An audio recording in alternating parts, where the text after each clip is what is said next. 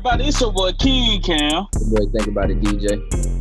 And this is the Think About It podcast, your podcast, favorite podcast. We got a very special guest today. Please introduce yourself.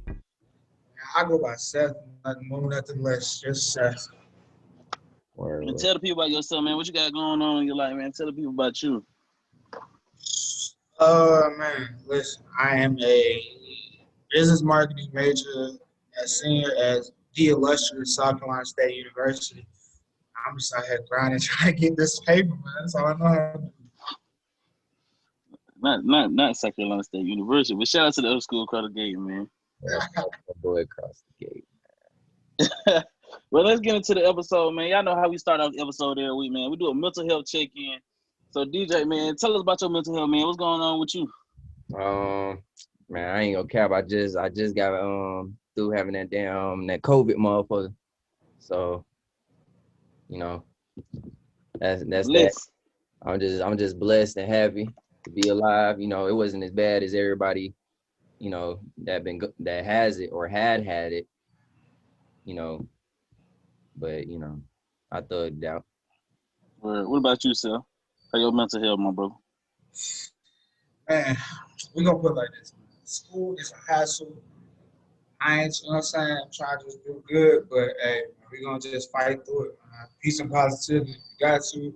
Read your Bible, read your Quran. I don't know what y'all into, man, but just stay up, man. Me personally, man, my mental health straight, man. I'm living, vibing, cooling. Ain't nothing too major, so y'all know how they go. But goddamn, man, y'all already know the other segment started episode. Who do you love? I'm gonna go first. My who do you love this week? Something that brought me happiness. Something that brought me joy. Hey, Cal, shout out to the Disney Plus show WandaVision. If you watched the recent episode 5, that shit was fire. You know, I'm a nerdy nigga. I'm an N, no double N. We'll get that later in the show, but yeah, man, I'm a nerdy nigga, man. Shout out to WandaVision, man. I just nerded out. And Cal, I feel like I was 10 years old again. What's your who do you love for the week, DJ? My who do you love? I'm gonna give it to G Herbo. He bought his old elementary school in Chicago and changed it to a community center. So that's my who do you love. I feel like that was a major move in Black History Month. So my who do you love is G Herbo. So tell the people about who do you love. What brought you happiness over the last week? Brought you some joy to your life? And I'm about to go with the one, man, the myth, legend, the Kid Cudi.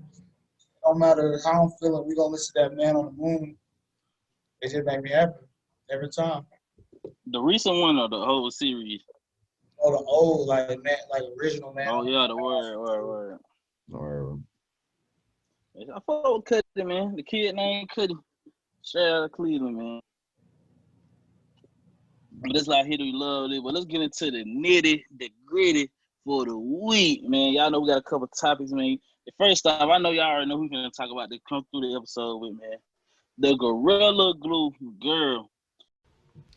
Hey, y'all. For those of y'all that know me, know my hair has been like this for about a month now. It's not by choice. No, it's not by choice. When I do my hair, I like to, finish it off with the little Got to Be glue spray. Just to keep it in place. Well, I didn't have any more Got to Be glue spray, so I used this. Gorilla Glue spray. Bad idea. Y'all, look. My hair, it don't move. You hear what I'm telling you? It don't move. I've washed my hair 15 times. And it don't move. Stiff wear. Woo! My hair. So I'm going to tell y'all like this. If you ever run out of Got to Be glue spray, don't ever use this. Now she's trying to sue Gorilla Glue, and she started a GoFundMe. People just funning her about her situation because they feel bad that she put Gorilla Glue in her hair. I really don't understand it. But I'm trying to get y'all fellas' viewpoint on it. How y'all feel about the Gorilla Glue girl? I don't feel bad for Shawty. Keep it real. I feel like anybody on this guy green herb, no, Gorilla Glue is like one of the stickiest things ever. Like, you ever just put that shit in the middle of your finger and just squeeze and just hold that motherfucker and try to let that shit be tight as hell. And you could tell that she sprayed that shit like a lot in her hair, like that shit all over her head. So I don't feel bad for her, honestly. I don't feel no empathy. Cause just like somebody said, goddamn, if I buy an oven, it don't gotta tell me on the back of the oven that I shouldn't put my child in it for me not to put my motherfucking kid in the oven. That's just some shit that you should already knew. I don't feel bad for Shorty. What about you? Word. I think Shorty just slow. And like, thing is, she getting a surgery done that costs $12,000, and that shit is for free because you made a mistake. Like, ain't nobody to blame but yourself. Because that's the stupidest shit I ever heard in my life. She should have put some Elmer glue or something else on her head. Why she picked Gorilla Glue? She shouldn't put no damn glue on her shit. But my thing is this. I thought she was like some young girl, some young chick. This girl 40 years old. She 40? I thought she was young. She look young. She is 40 years old. Putting down Gorilla Glue in her fucking head like she damn 10 years old. 10 years old. But the thing is, like, how you put Gorilla Glue in your head, and now you done got, what, like 600K followers. She done got verified on Instagram for Gorilla Glue. And then the clouts on there, man. Niggas been stuck their whole career together. I seen a nigga say that on Twitter today. Nigga said she stuck her whole career together. She did one dumb ass thing and got clout and got famous, got money off it. And I hope she got like some type of brand, some lash extensions, a big brand or something. Cause I'm running a check about their ass. Black Twitter is something different. I think we should give a round of applause to Black people. We gave her a check. I'm clapping to the stupidity. And honestly, I don't think she's gonna win that case, but trying to sue Gorilla Glue. Because if you look on the Gorilla Glue bottle, that shit says water active. And she said she washed her hair 15 times. So if the thing water active and you washed your hair, if anything, you making the shit more stickier. So she dumb as hell. I don't feel bad for her. She shouldn't get no money. That's her fault. It is what it is. Man, I feel like I blame the TikTok culture for most of this shit happening, man. Cause these motherfuckers do anything for TikTok, get a couple 100,000 views, millions of views, go viral on the internet for TikTok. Shorty put some damn Gorilla Glue in the damn hair. I wonder did she even read the damn bottle? Man, y'all ever seen the Gorilla Glue logo? That shit look like shit, hey, that shit look like it ain't folded. OG, that shit look like it ain't folded. Like what the Gorilla Glue nigga look like he benching 350. Oh God. Like this shit is nothing to play. Why the fuck is people, bro? I don't feel bad for her, bro. Hey, bro. In the side of, like, what made you? First of all, where's the Gorilla Glue in your house to where you feel like it's okay to put that shit in your hair? She had a shit in the bathroom, had to, but she probably had a little under the sink. Why the fuck she probably had to fix a faucet or some shit. Nah. And stick that shit back together. I don't feel bad. I didn't know they made that though. I ain't know they made the Gorilla Glue in the spray can. I didn't. I ain't never seen no shit like that. Oh God, this shit look dangerous. I know I ain't buying this shit no more. I feel like she should have made up a better lie. Like she should have been like, man, I thought this was like a different type of glue. I ain't know what Gorilla Glue was. But you know exactly what it was. Exactly. And you still try it. Damn. And if you ever touch that gotta be glue, that stuff be sticky within itself, man. So you sitting here, man. She wanted to have her head like that. And they got the nerve to be sad. Hey, nah, but I think they're gonna have to cut Shorty hair off, man. I don't know, this shit gonna go back. You gotta think how, bro, she got it slicked down, so how is she gonna like cut her hair? You know what I'm saying? It's slicked down and then she sprayed it on there. Man, she gonna get the it's really just like plastered on her fucking head, you know what I'm saying? So I don't know what the fuck she gonna be, and like, man, she fucked. I don't know. Anything to be slayed. Her roots, her scalp is done for. Yeah. But especially if that junk hit her scalp, like, it don't matter what you put on her. Everything you put on it gonna burn your scalp. So whatever she put on her scalp, she done for. She ain't gonna have no hair for the next 3-4 months. She might not have no hair at all. Shit might not grow back. She might be fucking around having to wear wigs all the damn time. And that's, you know, that shit rack up. Wigs be like what, 200, 300, 400? Man, shit. What Cole say? It's a cold world. It's a cold world. Hey, but shit, man. Shout out to the Gorilla Glue girl. I guess she done got a bag. Got some simple clout shit. I wish it'd been recovery. Ain't even had to file for unemployment. Yeah, but I feel like that money could have been with people who making real life decisions, going through a real time. I feel like I should donate that money to them. But it is what it is, man. I ain't a hater. I'm gonna appreciate it. But in a sense, though, like what the things that we get famous off of now, like that shit just low key be making me. I ain't like you said, I ain't no hater ass nigga, but man, you get famous for just doing stupid shit. Like, come on now, like who in their right mind you get famous for doing anything? First, we judge people for being mumble rappers and they famous and rich. Then you got people who do anything but clout and they get rich. What about the folks that really out here grinding and but I feel like, back in the day, what they call it, the jackass culture, man. People was doing dumb shit. Them white boys doing all that dumb shit. You know what I'm saying? But that was pre-social media. Yeah. But now that shit opened up to the world though. The whole jackass culture, Twitter. You just gotta do some dumb shit. Yeah. You really gotta do some shit that nobody else gonna do. Like put damn Gorilla Glue in your motherfucking head. Man, I know next time I break up with a shoulder and I want to get a bag, I'm just gonna glue us back together and get this spray this shit in the air and say, "Come here, baby, we stuck now." Because once it's up there, it's stuck there. And whenever she get on your motherfucking nerves, then you gonna wish you can wash her away. But that shit water active. Anyway, it stuck with her for life. Man, but shit though, man, get your bag. What Blueface said. Go get a bag. Don't worry about what I'm doing. Hey, but shit though, she got that bag, so I guess salute to her. Another black woman getting it during Black History Month.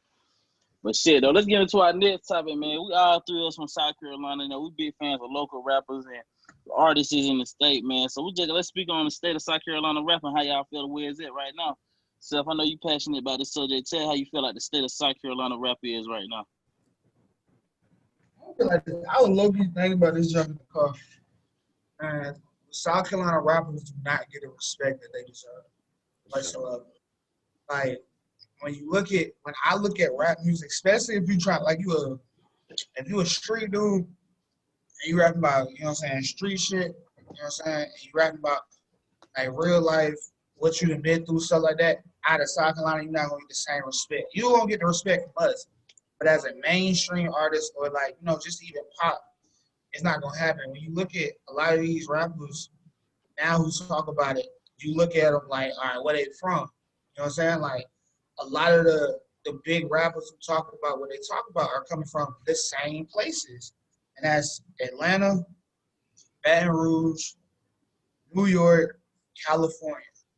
Ain't many, you can't really break off as a gangster rapper. Now, don't get me wrong, you can be, if you're a different type of rapper, yeah, you know what I'm saying? If you on your J. Cole vibe, yeah, you might be able to pop.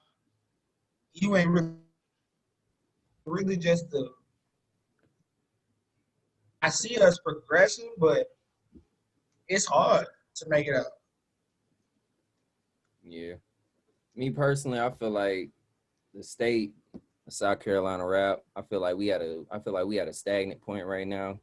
Because either people ain't making music, either people dying, or motherfuckers just not supporting them to the fullest extent. You know what I'm saying? I feel like the reason people from, all these places like New York and Atlanta and California, the reason why these artists is getting so big is because the people from their city is supporting them. They going hard for them. They putting posters all over the city. They putting posters in different cities. They telling their homeboys and their friends and other states about it and promoting their music. I don't feel like South Carolina really going hard for their artists. You know what I'm saying? And we damn sure not protecting our artists either, because of the ones that's blowing up end up dying. So my thing is, I feel like we at a point, we back to square one. Like when Speaker Knockers passed, we back to square one. We kind of just waiting on the next new person to drop some music, and hopefully it's fire. And like I was telling y'all, I think it was last week, a lot of these people aren't consistent either. They get a little bit of cash and it's like they lose that fire on them, like for instance with me personally, I feel like PG Raw was at a point where he was dropping music like consistently. Like he was on his young boy shit. He was constantly dropping music. But then now it's like he kind of like, I don't know if it's like he's setting up for something. I don't know if he got a plan or anything right like that. But from the outside looking in, it really just look like he ain't got no motivation right now, or he ain't got that drive like he used to. Me personally. But you ain't speaking on the PG Rock situation. I think we also take into account that PG Rock signed now. And it's not we seeing hella artists get caught up with signing and not being able to drop as much music as they used to, you know what I'm saying? And I wouldn't say South Carolina rap is kind of stagnant, you know what I'm just saying? I thought it's kind of bubbling, but who gonna rise? Who the cream that gonna rise to the top? You know, you got artists like Count Up with Deck, got hella song, man. They popping out here in South Carolina, you know. And I feel like South Carolina is also one of the places the pandemic has hurt because, you know, even though clubs open, they ain't open like they was before pandemic. You used to have a party every damn weekend. Artists selling out shows, driving through the whole Carolinas doing shows, you know what I'm saying? And once now we ain't, a lot of people ain't in the club as much as we was before pandemic. We ain't hearing like, damn. Because, you know, that's the one reason artists just move their music to the South Carolina. Because, like, damn, who the fuck is this? First thing you gonna do, put that Shazam out on who the fuck this is. Oh, this Count Up with That, Count Up with a K. This PG Raw, this DZ McDuffie. You know what I'm saying? From the upstate area, my area, we got Double N, Money Yard. We got hella people, you know what I'm saying? But, you know, I feel like everybody bubbling right now. Who gonna be the cream to ride to the top? And even when it comes to Black Zet, because I feel like Black Zet, he technically is the biggest artist right out of South Carolina because he deal with Def Jam and everything. But, you know, me personally, I fuck with Jake and I respect his hustle and everything, but I feel like there's a lot of hard niggas in South Carolina harder than Zach. You know what I'm saying? Ain't no disrespect to Zach. You know, he can rap and everything, but I feel like there's a lot of other hard artists out here doing their thing too. I'm just ready to see them get the same shine. But I also feel like that's I feel like you saying that clubs not opening is the reason why people, you know, isn't making. I feel me personally, when artists say that, I feel like it's kind of an excuse because you can still make money without having clubs open. I know at the end of the day, you know, when clubs was open, that's where a lot of people money was coming from. It was consistent money because, like you said, it used to be something to do every weekend in South Carolina. But my thing is like, man, you can still make money, and at the end of the day, build yourself up first. So when clubs do open back up, then it's like you can just get straight into it. You know what I'm saying? Because you sitting here waiting like, oh, I'm gonna just wait on this music shit until clubs open up, and then when clubs open up, then you're not really getting that. People just kind of forgot about you, kind of threw you to the curb, like, all right, whatever, you know, he back, you know what I'm saying? But I wouldn't just say that, you know, it would look at hip hop on just the bigger scale though. You know, a lot of artists, especially niggas who sign and shit like that, independent artists, they're not making much money on streams. Streams don't pay shit, especially for a local artist. You'll probably get a $10 check, probably 1,000 streams and shit. You know what I'm saying? So I'm saying touring is a big part, but you know, like I do like your theory, just keep dropping music till you go on, till that shit open back up though, because you know, exactly. I feel like the social media campaign got to be strong too, and I feel like a lot of artists out here don't take care of social media campaign. A lot of niggas just want to be sold. I'm a real nigga. I don't gotta be on social media. Me, you a dumb nigga, because in that day, bro, fuck your city, nigga. You could blow up anywhere, nigga. You have a hard song go out in Europe or some shit, nigga. I mean, but like you gotta look at it as a South Carolina. Like when you look at South Carolina rap, look at it as not just what we have coming out, but what we also bring in. Like, you know what I'm saying? Like when you look at it, think about it. Like Young Boy was in Florence, South Carolina every other month. I swear, like everybody was like, "Oh yeah, Young Boy in Florence." I don't know what Florence got, but Florence must be the hottest place for a rapper to come through. And the money was good, probably. Yeah, but like then you gotta look at it in the sense of, so if you're a rapper from South Carolina and you trying to get put on, like be smart about it. I get it. You in the street still. Take that same street mentality and put that toward what you do as your craft. Like hit up rappers like, hey man, let me come open up for you in Florence or Charleston or Greenville, Columbia. Like, let me come open up a show. We got every rapper before they blow, they come to South Carolina. Like the baby was in Greenwood, and he was in Spartanburg in the same night. Fujiano was in Greenville. Like all these rappers, they really. It's not speaking on the Fujiano Greenville. But we ain't gonna talk about that. Yeah. Like, you got rappers like before they blow, or when they, you know what I'm saying, they get that momentum and they growing, they coming to South Carolina. So if you're an artist and you're trying to progress in what you do, this is at the end of the day, when you rapping, you doing that for one reason, to get money and get out the hood. You know what I'm saying? You trying to get out that situation that you in. So take that same street mentality, that same hustle motivation that you got and put that towards your craft. You know what I'm saying? Hit up these artists and tell them like, hey man, listen, you ain't gotta pay me. I just want to do one song before you come out. Or, you know what I'm saying, let me, you know what I'm saying, let me, you know, do a little video with you just to, you know, kind of get that momentum I need, or, you know, let me send you some music, all that, man. Like, it's so easy. I respect rappers that will go outside and wait for artists and be like, yo, I just want you to hear my music. Even if the rapper don't listen to them, they still put that fuel under them. That shows that you're motivated. Yeah. But I feel like South Carolina, man, we have the talent. We are one of those states that got the music ready. But we don't have that same motivation as other people in other states. Like, you come out of different states, you already got that, you know what I'm saying? You feel like you got it. Atlanta rappers, I swear to God, are the most confident rappers I've ever seen in my life.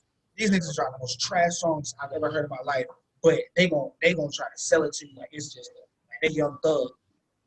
So, yeah.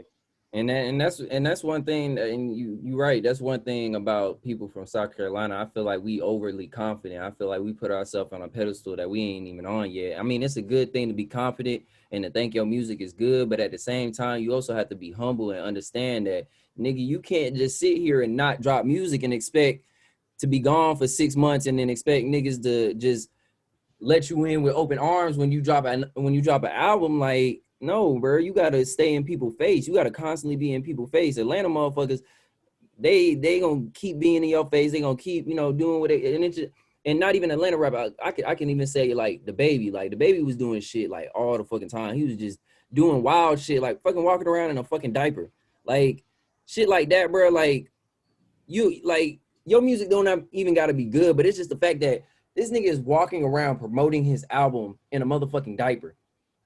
Let me listen to what the fuck he's saying in his fucking music to why he's walking around in a fucking diaper. Not even just the fact that his name is the baby or baby Jesus at the time, but it's just the fact that, like, bro, like, come on now. Yeah, but you know, that's also bringing the type of image among rapping in South Carolina. All these rapping South Carolina street niggas, okay?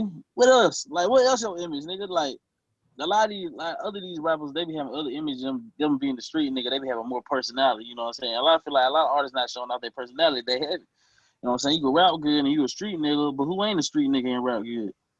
Yeah. You know what I'm saying? And we also got to find a sound. I feel like South Carolina really don't got a sound. I feel like we do got a sound, though. I feel like niggas need to find that Jesse sound. Like, or just have anybody that kind of, like, count up. I feel like count up, PG Raw. You know, when 18 Vino was live, like, all them people, they had like a sound to them. You know what I'm saying? Like, when 18 and that sound was more tailored to like the Jesse made type of beats. Yeah. The booms and fast tempo, the drums and shit. You know what I'm saying? I feel like more artists need to get on there. You know, but a lot of artists, man, they trying to sound like Boosie in 07. Like, exactly. We know that. I know that's your inflow, but you know, everybody have a sound, but you know, I also respect art doing their own creative thing, cause shit, that shit might blow shit for them, but you know, but I also feel like, also South Carolina artists need to start collectively collaborating together more. You know what I'm saying? It'd be a lot of beef among South Carolina artists for real, man. Yeah, we gotta start protecting our artists too, where we really gotta start protecting our artists, bro, cause ain't no motherfucking way people did. What's that dude's name? 18 Vino. And I ain't gonna count. That's what I feel. This is so bad. I saw it on my Snapchat and my Instagram when he passed, and I was like, I ain't never heard him in a day in my life. So I was like, you know what I'm saying? Like, I went on his Instagram and I looked, and I heard a song he had with PG, that Cops and Robbers. Mm-hmm. I said, oh, this shit hard. Then I started listening. I listened to his whole album, and I was like, damn, I ain't never heard this man before. This young nigga can really rap, though. He's coming up, for real. You know what I'm saying? He's most definitely coming up. But that's what I'm saying. We gotta start, for one, we gotta start protecting our artists. And for two, we gotta start, like, when people get in a position where their music is blowing, we got to make sure that they don't do no stupid ass shit. Cause a lot of people getting locked up as well, man. People getting locked up for stupid, petty ass, old school street beef. Like, bro, you at a point where you have potential to fucking put South Carolina on the map, and you worried about a fucking nigga that you had beef with in high school about some stupid ass shit. Like, come on now. But you know, a lot We of also people have to be more consistent as well, man.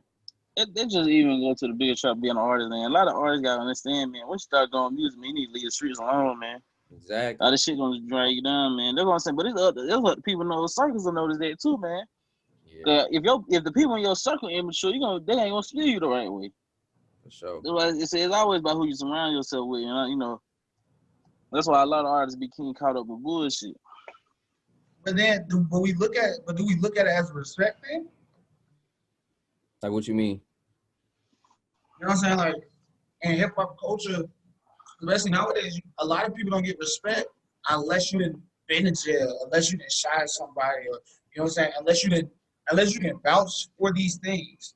Like, we respect Youngboy so much because we know for a fact he's what he raps about. He is a straight, you know what I'm saying? He a real dude. And then what's the dude's name? Corvette. You talking about Papa Hunt or whatever? Yeah, Pop Hunt. His career got ended because of what happened when he was a kid. Which, in my personal opinion, I understand what he did for certain reasons, but we look at it as if you're a street dude, we have to see street activities. But we have to see that you killed somebody, you shot somebody, you sold dope. You have to see it, and that's stupid in my opinion. But I feel like your city gonna vouch for you. You know what I'm saying? You don't have to be like, oh, okay, I got a name about myself. Now I gotta shoot somebody just to show the world. Like, your city gonna vouch for you. If your city know you a street nigga and you respectable in the streets, then your city. But that's the biggest problem though, is the city though, cause a lot of niggas stay in the city. Ain't gonna like you. And we know South Carolina. It's about the small cities. It ain't a lot of metropolitan areas outside Columbia, Greenville, and goddamn Charleston. Other than that, these small country ass cities, everybody know each other. It's hard anymore. Everybody know each other. That crab in the barrel mentality, elevated times 20. You know what I'm saying?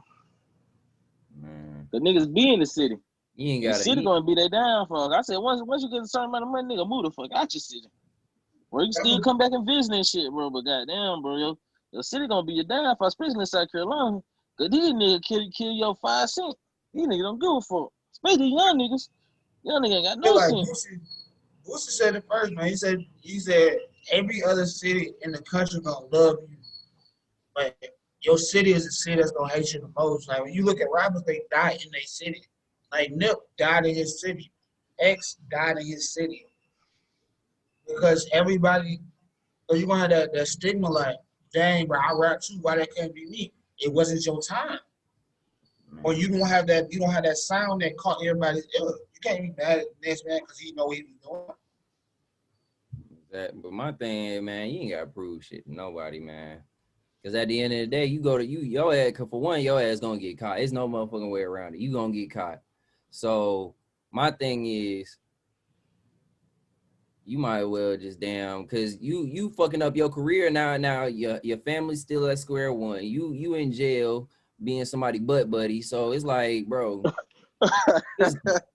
just goddamn do your thing. If your music hard, for one, nobody outside of South Carolina is gonna know if you a real street nigga or not. You ain't gotta prove that shit to nobody. Cause if your music hard, motherfuckers automatically gonna be like, oh yeah, he a street nigga. I could throw on some fucking some hood ass attire and make some music and say I'm gonna shoot a nigga in his face, I'm gonna shoot a grandma house. But if I'm coming off, if I'm making people feel me, if I'm coming on that beat like on some, I'm really shooting a nigga grandma house, I'm really shooting a nigga mama house, niggas gonna believe that I'm a street nigga. And all three of y'all know I am not a street nigga. But I promise you, if I get on a beat and say and make y'all feel me about that shit, bro, y'all gonna the masses are gonna automatically assume that shit because they don't really do their research and they don't care to do their research. Exactly.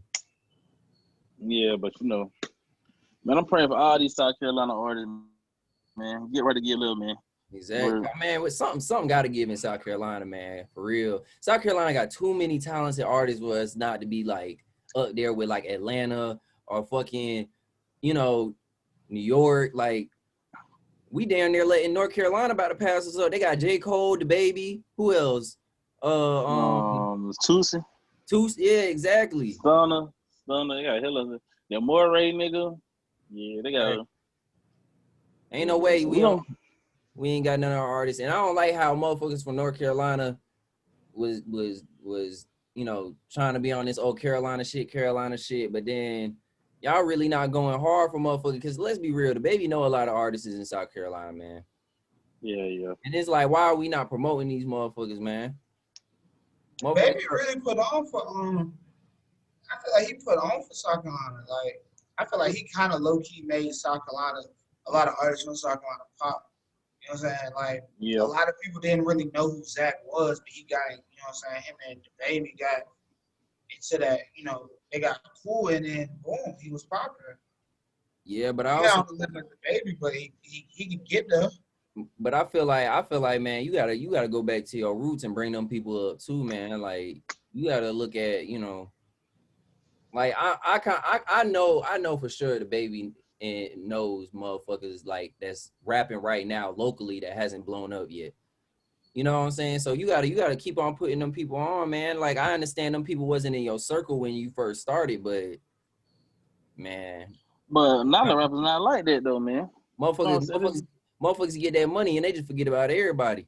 You know what I'm saying? That's how it always is. That's why honestly, I ain't gonna cap, and I tell everybody this, like, I like when the baby wasn't mainstream. Like, I like when, like, some people knew him, but, like, not a lot of people knew him. But I want people to make it at the end of the day, but I also don't want people to turn their back on their city and the people that, you know, in the surrounding city. But shit, I don't think he turned his back on Charlotte. He just don't give a fuck about South Carolina. Yeah. He signed niggas out of Charlotte. Only person he took out of South Carolina was Jetson. Exactly. And I feel like Jetson doing the best he can as a producer to, you know, put people on, but it's only but so much he can do, you know, as a producer. What, man? I mean, I think we should give a little bit of credit to PG for Jetson, because I don't know, from the outside looking in, I knew who Jetson was through PG. Like without PG, I don't think I would have known who Jetson was. But then, you know, he got that with the baby. So I feel like maybe because I'm from here, that Jetson was put on by PG. And that's honestly, bro, that's how I really want to see because he got a sound to him. But honestly, I ain't gonna lie. Like if you really go back to the history of Jetson, man, Jetson really been like popping since like I was in like my freshman year of high school. You know what I'm saying? Like Jetson always had like little hits that would blow up. Like he got a song like with 21, you know, Gucci, like Migos. Like, yeah, Nudie. Yeah, I didn't listen to Nudie song. I said, damn, this is a Jetson beat. Exactly. And I feel like people really don't pay attention to it until like it's a mainstream song. Like the only reason like Jetson kind of like I guess blew up. I always felt like Jetson was big. You know, ever since, you know, I was younger, I always felt like Jetson was big in my eyes. It wasn't even like, you know, because he from my city, I just always thought he was big. But I feel like you had a mainstream song and then he kept having mainstream songs with his name behind it. So it was like, and then if your producer has a catchy tagline, then it's like, okay, you know, but. Yeah, man. That junk is hard. I ain't gonna lie. That junk is hard. So, man, before we move on to the next topic, man, everybody name their favorite South Carolina artist right now. DJ, go. Favorite South Carolina artist right now. I'd probably say PG. What about you, Seth? As of right now. I have to go bless that. That hard. Well, me personally, I'm gonna go double N, man. Straight out of Greenwood, man. My favorite South Carolina rapper. I'm gonna throw another one out there. I'm gonna throw Count Up there because Count Up hard as hell. Count Up with a K. Count Up gonna be lit as hell. I ain't gonna lie.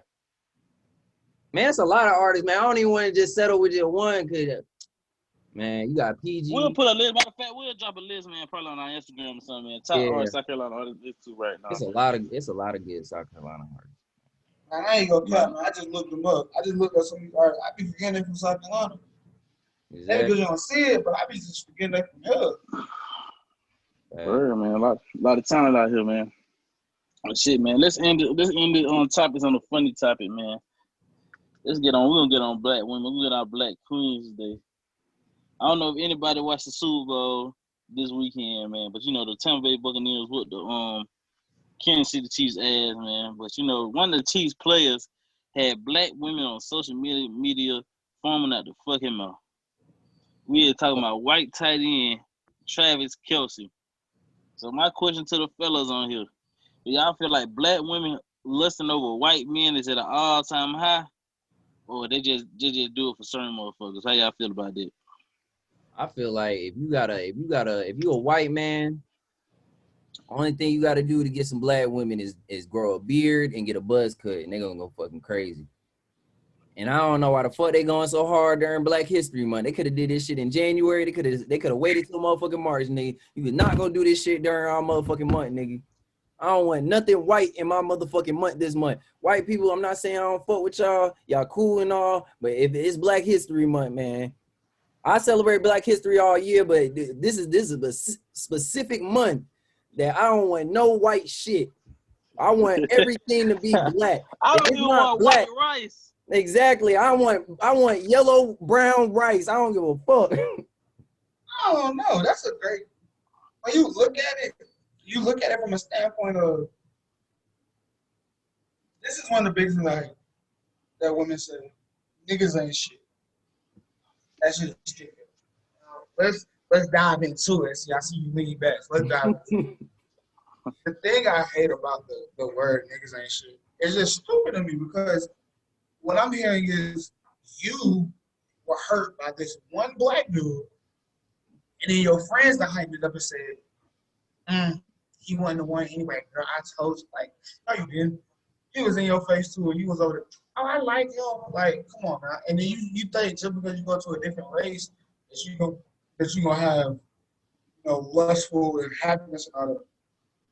Which, mind you, I have no problem with white people. I have no problem with interracial dating. My best friend, his mother is white, his father is black. But when you also look at it, like, what do you think that you're gonna get something just because it's a different skin color? But that dude from the Seahawks beat his girl and asked her, "You're still alive?" That is a white man putting his hands on a black woman. Now, as a black man, I feel so disrespected because I am the man who's an advocate for. I'm not a fan of domestic violence. That shit is lame.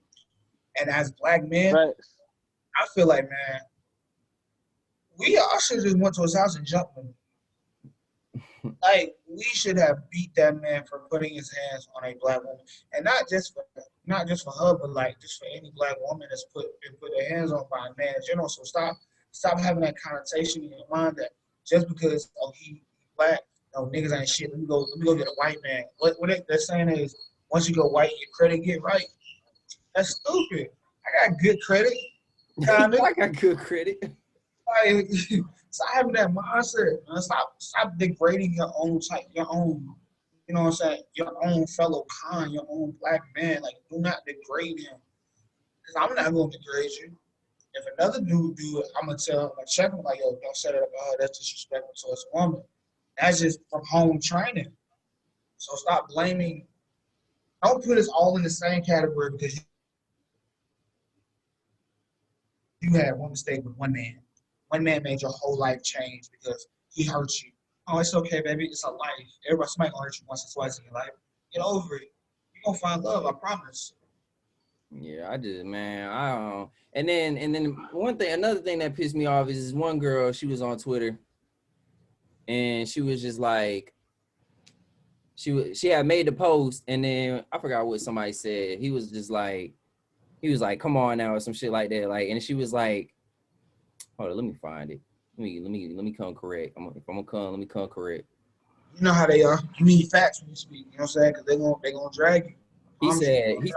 He said during Black History Month, and then she got the nerve to say, he is black, he's just light skinned, duh. I said, this is a white man. What the fuck is you talking about? Just because he has a beard and a fucking buzz cut, like in a nice ass cut, that does not mean he's black. This is a white man. But to do it from Euphoria. No, we talking about this motherfucker from the Chiefs. Oh, nah, they did that twice. They did it from the dude from Euphoria. The white dude who sold drugs in Euphoria, the show. They did that. I saw that exact same thing about him. You got the nerve to say he black. That man is not black. He just got a nice. He might got cut by a black man.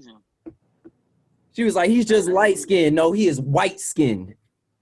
Word, man. But I feel the same way. I'm co-signing y'all boys on this one, man. Like, I feel like, man, I'm just gonna go ahead and say it, man. Not dating a black person, period, for men and women. That shit to me is anti-black. You know what I'm saying? It's anti-black love. That's the most anti-black you can get. But you know what I'm saying, man?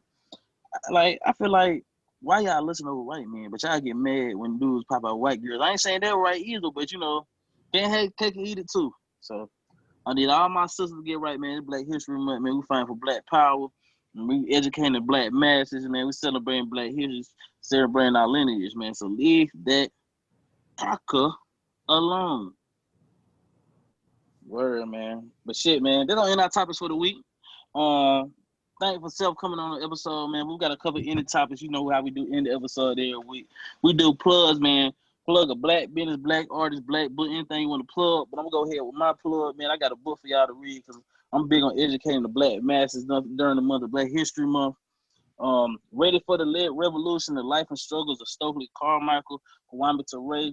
If you don't know the history of Stokely Carmichael, he was a very great civil rights activist during the 1960s, where he transitioned to the being the prime minister of the Black Panther Party, then transitioned to being one of a praying African socialist, one of the greatest black activists in history. And just speaking on his life, he wrote this shortly before he died in his biography, Ready for the Revolution, the life and struggle of Stokely Carmichael, Kwame Ture. So, man, if y'all like books, y'all like reading, y'all like education, man, go read that. DJ, what's your plug for the week?